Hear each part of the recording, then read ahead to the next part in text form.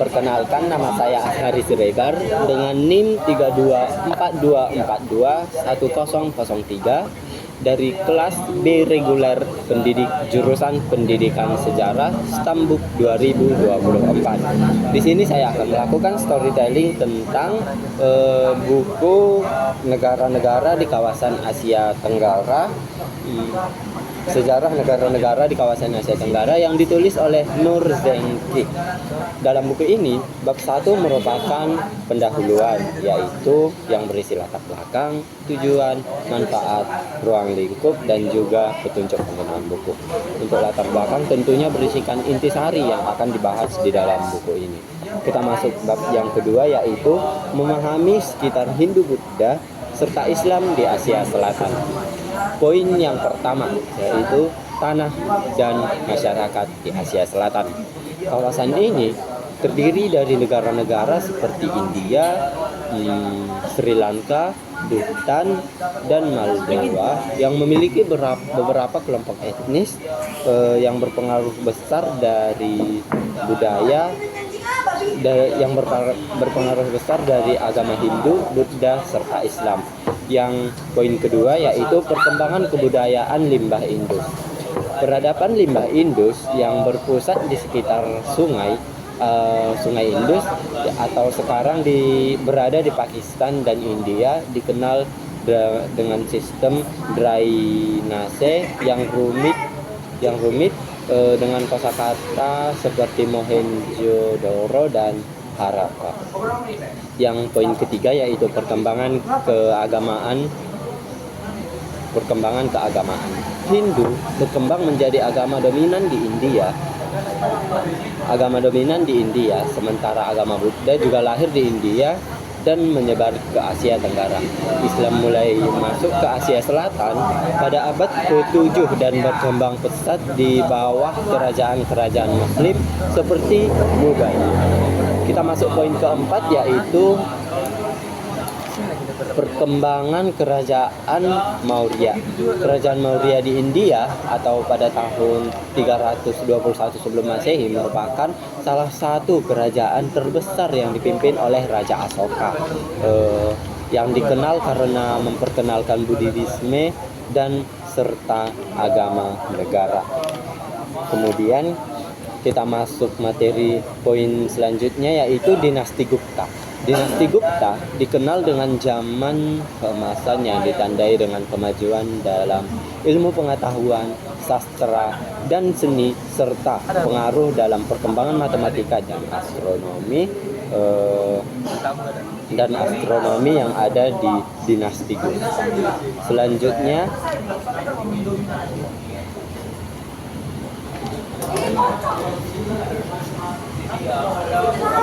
Selanjutnya kita masuk pada Asia Selatan di kekuasaan raja-raja Islam. Kedatangan Islam pada abad ke-12 melalui penaklukan Sultan Delhi, sehingga kekuasaan Mughal mengubah banyak aspek sosial dan politik di Asia Selatannya itu sendiri. Kemudian dominasi bangsa Barat yang ada di Asia Selatan. Kedatangan bangsa Barat sudah dimulai Yunani dan Marco Polo, seterusnya Spanyol, Portugis, Belanda, kemudian masuk pada Inggris dan juga Prancis. Poin selanjutnya yaitu perlawanan rakyat pada tahun 1857 sampai 1958. Perlawanan ini diakibatkan karena ketidakmampuan Barat untuk mengubah kebudayaan Hizdi-Bostan yang sudah lama dimiliki 56 masyarakat India. Akibat perbedaan timbul yang ada di pengolakan. Selanjutnya yaitu pergerakan nasional.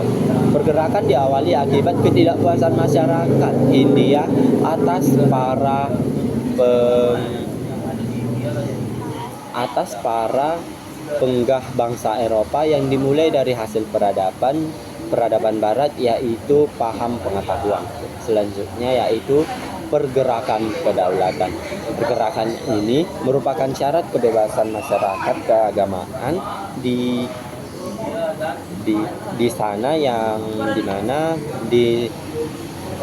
yang Islam membuat Pakistan, yang Hindu Buddha menjadi India yang terpisah dari Pakistan setelah Perang Dunia Kedua.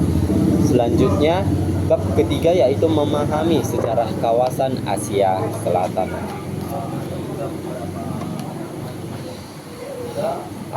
Asia Selatan memiliki sejarah yang sangat panjang dan beragam, dipengaruhi oleh berbagai peradaban besar agama, kolonialisme, politik, dan konflik internal. Sejarah kuno dan awal peradaban ini yaitu dimulai pada peradaban limbah Indus yang sekitar 3300 sampai 1300 sebelum Masehi. Pada masa pertengahan, banyak kerajaan muslim yang berkuasa di Asia Selatan, terutama setelah kedatangan Islam pada abad ke-7. Sultan Tanat Delhi yang didirikan mencapai puncak kejayaannya di bawah Akbar pada abad ke-16, membawa perubahan besar dalam politik, budaya, dan agama. Kemudian kita memasuki bab keempat, yaitu mengenal sejarah India. Poin pertama, sejarah India masa kuno. Peradaban besar seperti limbah Indus dan kerajaan-kerajaan Hindu awal yang mengembangkan sistem pemerintahan dan kebudayaan sehingga mempengaruhi seluruh Asia Selatan. Kemudian sejarah India masa Madhya. Masa pertengahan atau disebut masa Madhya di India ditandai dengan kedatangan Islam, ditandai dengan kerajaan Islam yang datang dari Asia Barat Daya, yang dimana pada abad ke-13 berdiri kerajaan Delhi Sultan Tanate dan didominasi oleh Mughal yang mengubah struktur sosial dan politik India. Dalam sejarah India dianggap permulaan zaman pertengahan merupakan zaman dimulainya zaman Mughal. Kita masuk bab yang kelima, yaitu mengenal sejarah negara Pakistan. Poin pertama yaitu sejarah Pakistan masa kuno. Kawasan yang kini menjadi Pakistan memiliki peradaban kuno seperti limbah Indus, kontribusi besar pada perkembangan budaya dan sistem pemerintahan di Asia Selatan. Kemudian kita masuk pada sejarah Pakistan pada masa Madhya atau pertengahan. Pada masa pertengahan, kerajaan muslim yang berkuasa di kawasan ini, termasuk Mughal, sehingga meninggalkan budaya Islam yang kuat di wilayah ini. Sejarah Pakistan masa modern. Pakistan memperoleh kemerdekaan dari Inggris pada abad 1947, yang dimana kemerdekaannya ini hampir sama dengan kemerdekaan Indonesia. Tetapi negara ini menghadapi ketegangan internal, termasuk perpecahan dengan India dan perang dengan Bangladesh.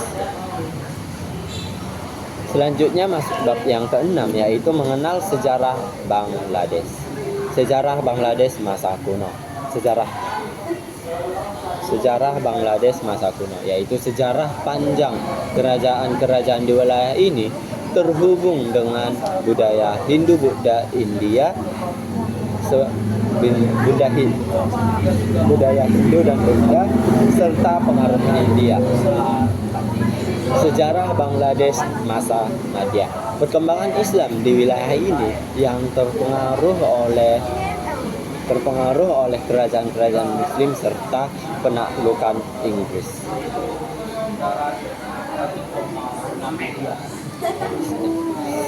Sejarah Bangladesh masa modern. Bangladesh meraih kemerdekaan dari Pakistan pada 1971 melalui perang pembebasan yang brutal dan kemudian membangun negara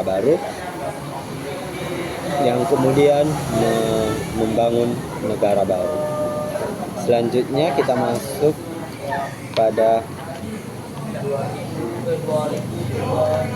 mengenal sejarah Sri Lanka.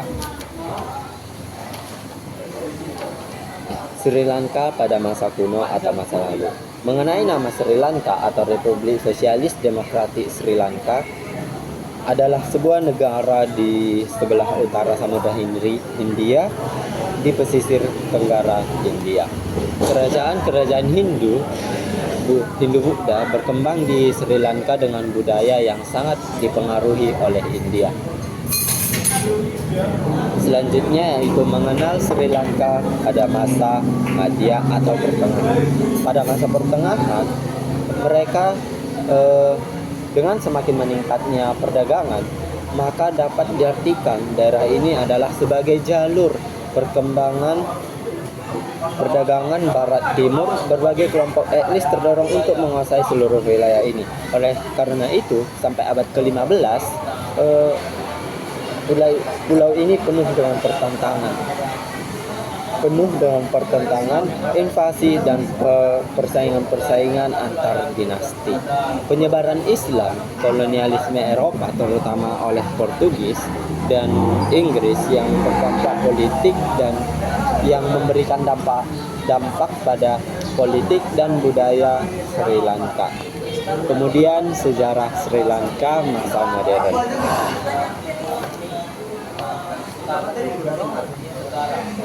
Di dalam masa modern, perang samudra antara terjadi perang saudara antara kelompok Tamil dan Sinhalese yang berakhir pada tahun 2009 dengan upaya rekonsiliasi yang sedang berlangsung hingga masa kini.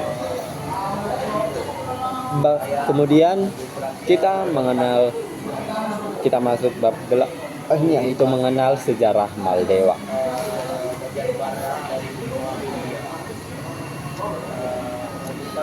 Sejarah masa kuno.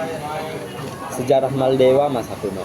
Kepulauan ini memiliki sejarah panjang dengan pengaruh Hindu Buddha serta menjadi pusat perdagangan. Itulah yang terjadi pada masa kuno yang ada di Maldewa. Kemudian pada masa Madya telah masuk kerajaan agama Islam melalui Islam mulai masuk pada abad ke-12 dan berkembang sebagai agama dominan. Yang kemudian sejarah Maldewa masa modern. Maldewa menjadi negara independen pada tahun 1965 dan mengembangkan pariwisata sebagai sektor ekonomi utama. Selanjutnya yaitu bab 9 mengenal sejarah Nepal. Sejarah Nepal pada masa kuno. Nepal nyaris berbentuk segi empat dengan panjang 650 km dengan lebar 200 km dengan luas yaitu mencapai 147.181 km kuadrat. India mengelilingi Nepal di 3 sisi, yaitu di sisi barat, selatan, dan timur. Kerajaan-kerajaan kecil yang ada di Nepal sejak zaman kuno adalah dengan pengaruh budaya Hindu Buddha yang kuat. Kemudian sejarah Nepal masa Madya. Pada masa Madya atau pertengahan, Nepal beralih menjadi negara republik yang lebih dari 2000 tahun berbentuk kerajaan absolut, lalu menjadikan kerajaan konstitusional pada tahun 1990 setelah berabad-abad, yang dimana persaingannya adalah 3 kerajaan pada abad ke-18 yaitu Prithvi Narayansah atau seorang Raja Gupta menyatukan kerajaan tersebut. Kemudian yang dimana pengaruh India dalam sejarah Nepal di masa Madya dalam perkembangannya kerajaan dan agama di Nepal serta politiknya dipengaruhi oleh Cina. Kemudian kita kemudian masuk pada sejarah Nepal masa modern. Di dalam masa modern, pada pertengahan April 2008, pemilu di Nepal yang kemudian dimenangi oleh kaum Mois.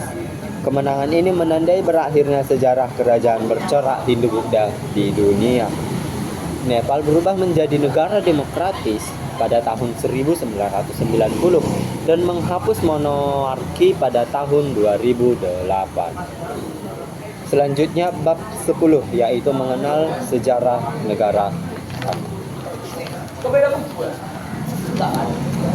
Sejarah Bhutan masa kuno atau masa lalu. Mengenal negara Bhutan adalah mengenal sebuah negara kecil di kawasan Asia yang berbentuk kerajaan dan dikenal dengan negeri Naga Guntur. Mengenai nama lokal negara ini atau untuk negeri ini adalah Drulyul, artinya negara naga. Kemudian yang dimana Bhutan dikenal juga dengan sistem pemerintahan feodal dan budaya Buddhis yang sangat dominan atau kental. Kemudian kita masuk pada sejarah Bhutan masa Madhya. Perkembangan agama Buddha dan pengaruh dari Tibet serta India dalam bentuk politik dan adalah dalam bentuk politik yang ada di budaya Bhutan. Kemudian sejarah Bhutan masa modern. Bhutan tetap menjaga tradisionalismenya dan dimulai memproses demokratisasi pada tahun 2008 dengan pemilu pertamanya. Sekian adalah hasil storytelling yang dapat saya sampaikan tentang buku Sejarah Negara-Negara di Kawasan Asia Selatan. Jika ada kesalahan atau kesalahan bahasa dalam penyampaiannya, saya mohon maaf. Saya Ashari Siregar mengucapkan terima kasih.